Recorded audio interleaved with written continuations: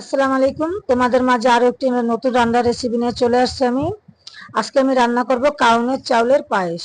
তোমরা অনেকে চেনো বা আবার অনেকেই চেনো না। তো কাউনের চাউলের পায়েসটা আমি কিভাবে রান্না করব সেই রেসিপিটি শেয়ার করব তোমাদের সাথে। তাহলে চলো আমি পায়েসটা কিভাবে রান্না করি।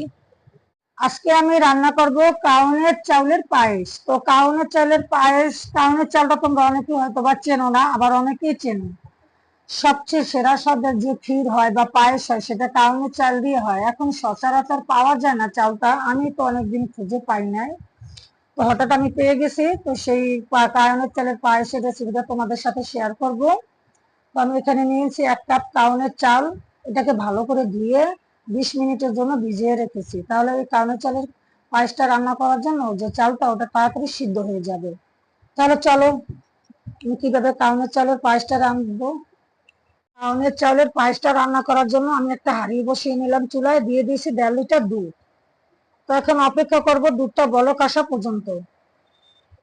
দুধে বলক উঠে গেছে, এখন এর ভিতরে দিয়ে দেবো আমি কাউনের চাউলটা। আস্তে করে দিয়ে দিতে হবে। চালটা দিয়ে দিয়েছি আমি, এখন একটু নাড়া দিয়ে এর মধ্যে দিয়ে দেবো স্বাদ মতো লবণ। দিয়ে দিলাম স্বাদ মতো লবণ।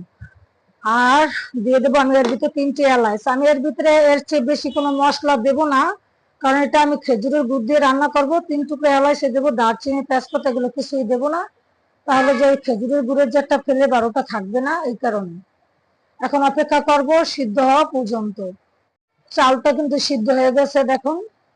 এখন এর ভিতরে আমি দিয়ে দেবো খেজুরের গুড়। এই যে খেজুরের গুড়টা আমি দিয়ে দেবো এর ভিতরে।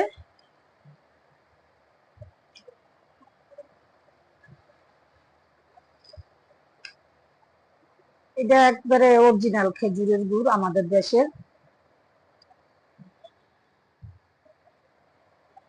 এখন খেজুরের গুড়টা দিয়ে আমি একটু এভাবে নাড়া দিয়ে নেব, যাতে নিচে না লেগে যায়। মিষ্টি জিনিস এমনিতেই কিন্তু নিচে মানে পোড়া লাগার ভয়টা বেশি থাকে, এই কারণে একটু নাড়াচাড়া দিতে হবে বারবার।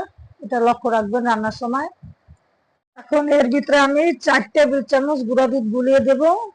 এটা একেবারে অপশনাল, চাইলে দিতে পারেন আপনারা। আমি দিতেছি, না চাইলে না দিতে পারেন। আমি দিতেছি শুধু স্বাদ, মানে এটা টেস্ট আরো বাড়ানোর জন্য পায়েসের।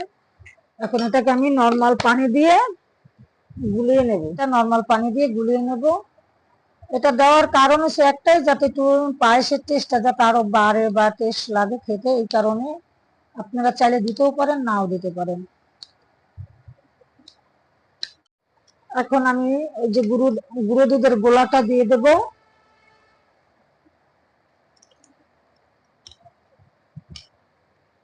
এখন আবার ওইটাকে আমি নাড়াচাড়া করে নেব। গুঁড়ো দুধটা দিলে হয় কি, যে যে কোনো পায়েস বা ক্ষীরের স্বাদটা আরো বেড়ে যায়। আমরা যদি লিকুইড দুধ দিয়ে রান্না করি, তারপর দেখা যায় কি এটার সাথে একটু গুঁড়া দুধ দেই, কারণ স্বাদ বাড়ানোর জন্যই, তাছাড়া আর কিছুই না। আমি 10 মিনিট পর এখন ঢাকনাটা উঠিয়ে দেখবো পায়েসটা রান্না হয়ে গেছে। আমার পায়েসটা এখন দেখো কালারটা কি আসছে। খেজুরের দুধটা দিলে পায়েসের কালারটা কি সুন্দর হয় না গাছ। এখন এটা রান্না হয়ে গেছে।